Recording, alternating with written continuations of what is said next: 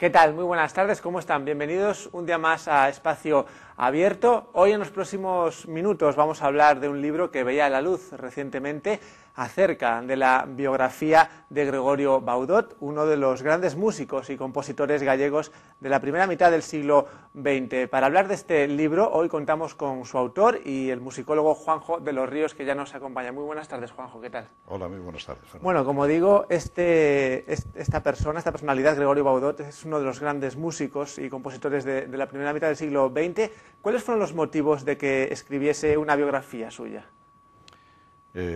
Bueno, el motivo viene desde muy atrás, viene desde hace unos 30 años, porque yo tuve trato con el hijo mayor del maestro Baudot, Sí.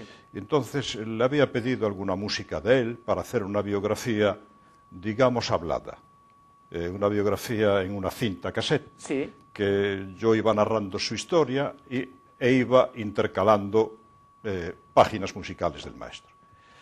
Tanto le gustó al hijo que me pidió una copia para que la pusieran en Radio Santiago. Estoy hablando del año 80, año 81. Y bueno, le había hecho una copia de aquella, dijo que le había quedado encantado con aquello, entonces me dijo que yo tenía que hacer la biografía del padre. Me dio muchísimos datos y bueno, ahí empecé a trabajar, digamos que tomando datos al principio, pero bueno, la biografía a mí no me convencía para nada, porque trabajé en ella pues como un par de años, pero a mí me faltaba algo que era esencial, que era, digamos, el acceder al archivo, a ese gran archivo que tiene Infantería de Marina, donde figuraría todo su paso por la vida militar, ¿no? Entonces, lo intenté de aquella, quizá el archivo no estaba en el orden que debiera de estar, y bueno, lo dejé. Digamos que lo dejé, después el hijo falleció, y fue una cosa que tenía ahí en papeles, y hasta que ya recientemente, en el año 2005, hablé con el coronel del Tercio, me puso a mi disposición el archivo del Tercio Norte, y allí apareció todo el legado de Gregorio Baudot, ¿no? Bueno, por tanto, en cuanto a fuentes consultadas son varias, ¿no? Las que ha tenido que consultar, ¿no? El hijo... Sí, sí. Bueno, el hijo me aportó gran parte de su biografía, muchos detalles además que solamente sabía la familia, de lo cual, pues, en fin, eso para mí fue enriquecedor de todo, porque lo que se suele escribir, por eso yo le titulo Gregorio Baudot, el músico, el hombre, porque de la música de Baudot se conoce prácticamente todo, no todo en grabaciones y demás, ¿no? Pero sí, al estar las partituras ahí, pues se conoce, vamos, quien quiera examinarla, pues ahí la tiene a su disposición.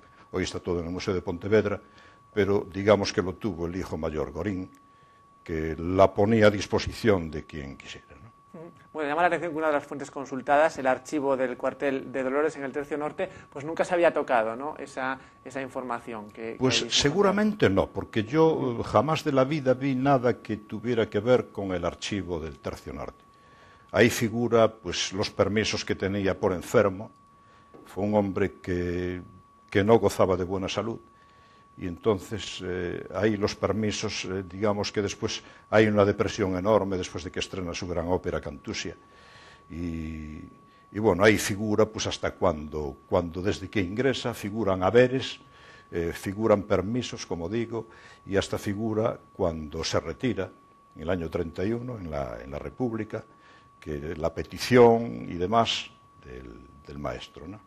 Y la concesión del retiro, claro. Bueno, me ha hablado de que efectivamente han sido 30 años para publicar esta obra. Nunca se ha preguntado a sí mismo por qué tanto tiempo, ¿no?, para publicar esta biografía. Sí, como digo, pues es que yo no le encontraba ese sentido a la biografía. Yo, en fin, lo tenía pasado ya al ordenador, pero me faltaban muchísimos datos. Entonces, para hacer un folleto, pues, en fin, creo que ya estaban otras publicaciones. Entonces, digamos que me exigí un poco a poder hacer algún día, si es que aparecía ese legado en el cuartel de instrucción, en el cuartel de Dolores, ¿no? Y bueno, hasta que apareció, esto al parecer había un brigada allí que lo llevaba muy bien. Entonces él me dijo, sí, que yo hace poco vi lo de Gregorio Baudot aquí y tal, y bueno, pues efectivamente ese legado apareció, y me estuve pues prácticamente todo un verano allí, entre fotografías y entre en el ordenador portátil que llevé, para tomar muchos datos que allí existen, ¿no? Bueno, en la publicación de esta biografía de Gregorio Baudot fue importante también el interés de la Asociación de Amigos de la Lírica de Ferrol, ¿no? Sí, bueno, vamos a ver. Yo esta publicación la cedí en su día a una sociedad que me la tuvo empantanada pues 4 años. Sí. Yo había pedido mucha documentación al Museo de Pontevedra. El Museo de Pontevedra me dijo que una vez publicada que yo tenía que pasar 6 ejemplares para el museo. Digamos que es una norma que tiene el propio museo, ¿no? La publicación no salía, entonces, bueno, decidí dar un carpetazo con esta sociedad y entonces no lo propuse yo precisamente, lo propuso Rafael Nadales un día en la asociación Amigos de la Lírica de Ferrol, que dijo, oye, que tenemos ahí una biografía de Baudot, porque yo la tenía totalmente maquetada, sí, con fotografías y con todo, ¿no? Y entonces la asociación se interesó por la publicación y así fue que el día 3 de junio, hace mañana un mes, que se presentó ahí en la Fundación Caixa Galicia. Bueno, hablamos ya concretamente de la vida de esta persona, de Gregorio Baudot. ¿Qué aspectos le llamaron a usted más la atención de esta vida? De la vida como músico. Sí. Como músico, la gran frustración que tuvo este hombre por no poder irse para Madrid. Porque él era de Colmenar Viejo, indudablemente en una capital como Madrid, estoy hablando de los años 10, de los años 20, era muy importante para el lanzamiento de un compositor, ¿no? Baudot había formado parte de un quinteto que había viajado por América y por Centroamérica. Trataron de que fuera director de una orquesta sinfónica. Él rechazó la idea. Digamos que de aquella ya tenía en mente el venirse para España, retornar para España y casarse con una chica pues, que debía de conocer, que fue su mujer, claro. Sí. No era nada bohemio, Baudot. Lo demuestra el hecho de que cuando le ofrecen un cargo mucho más importante que el que venía haciendo, que el que venía ejerciendo, pues no le interesa. Él quiere casarse, montar una vida tal. Entonces, cuando accede a la banda de música del Tercio Norte, a la dirección de la banda de música, es en el año 10. Él viene para aquí, pero ya automáticamente sale unas oposiciones para la banda de Alabarderos, que es la banda real de Madrid, y él quiere formar parte de esa banda como director, ¿no? Entonces, por 1 centímetro de altura no le dan la plaza, cuando el examen que había hecho era el mejor de las dos personas que se presentaron. Digamos que el no acceder a ese cargo a Baudot lo frustra, porque hay que pensar en el año 10, aquí en Ferrol existía solamente Airiños da Miña Terra, que era una orquesta de punteo, y existía el coro Toses e Ferroles. Y digo coro Toses e Ferroles porque de ella ni el título de real tenía. Sí. Y curiosamente, él queda aquí, en el año 15 lo destinan para Larache, para África, echa 3 años allá, vuelve, pero él, su ilusión siempre está en marcharse para Madrid, y claro, no lo logra. No lo logra. Entonces, yo creo que fue una gran frustración la que sintió como músico. Después no le ayudó nada la ópera en la que se metió, que trabajó como un cosaco con su gran ópera Cantusia, dedicó años enteros a escribirla, a perfeccionarla. O sea, se me asemeja a Beethoven con su única ópera, ¿no? Fidelio, que nunca la terminaba, o sea, siempre estaba retocando, ahí están esas 4 oberturas que hay, ¿no? Y a Baudot le pasa otro tanto con Cantusia, siempre la está retocando, siempre está moviéndola, siempre aquí hay que cambiar esto, hay que cambiar lo otro, tal. Y claro, la ópera no obtiene el éxito que él esperaba, porque el tema era escabroso.